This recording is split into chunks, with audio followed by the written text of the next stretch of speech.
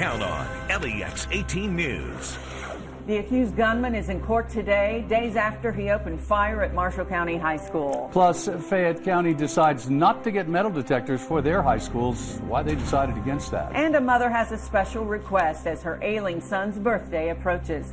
LEX 18 News at 6 starts now. Good evening, I'm Nancy Cox. And I'm Kevin Christopher. Thanks for joining us at 6. It's been 2 days since Marshall County High School lost 2 students and 18 others were injured when a classmate opened fire. Today, the 15-year-old accused gunman was in court for the first time. Lee Searcy has the LEX 18 big story at 6. In Benton, flags are at half staff everywhere you look. A community hurting and a long way from healing, knowing one of their own, a child in the eyes of many, is the one accused of causing all the pain. I'm heartbroken. There's no words for it. For the first time, the 15-year-old accused shooter appeared in juvenile court behind these closed doors. It's here where prosecutors gave notice. Our office notified the court and defense counsel that we will be seeking transfer of this case to the Marshall Circuit Court. The teen, whose name has not been released, will ultimately face murder and assault charges as an adult.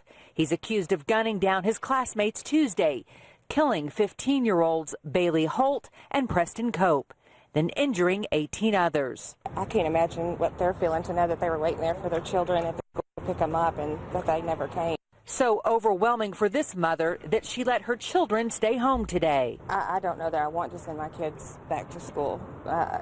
Homeschooling is definitely an option at this point, because who would have thought this would have ever happened in our community? We are covering the news in Marshall County from the LEX 18 mobile newsroom. Back to you. Well, the high school there remains closed, but elementary and middle school students went back to class today. As LEX 18's Michael Burke reports, there was no way to determine how soon is too soon for a return to some kind of normalcy, because it will never be normal again. He continues our big story team coverage. We knew was gone. Will normalcy ever return for the citizens of Marshall County? Not if you listen to 11-year-old Alyssa Jewell. I keep that to my mom about Columbine. I was like, is that ever going to happen down here? And she always said no, but it happened yesterday, and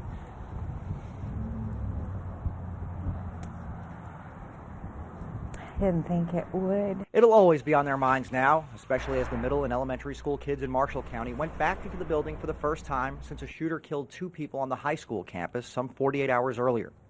But something Alyssa said to her mother left you wondering if today was too soon. She was seeing some of the footage coming out of the kids running. She said, come pick out some tennis shoes for me. So I know which ones will make me run faster. But for district officials and those who counseled them, sooner was better. We've been listening to some advice, and they think we need to get back to normalcy as soon as possible. But normalcy in this county may forever remain a dream now, no matter how hard they try, no matter when a school reopens. I don't know if we're going to feel the same way ever again. Covering the news in Marshall County, Michael Burke, LEX 18 News.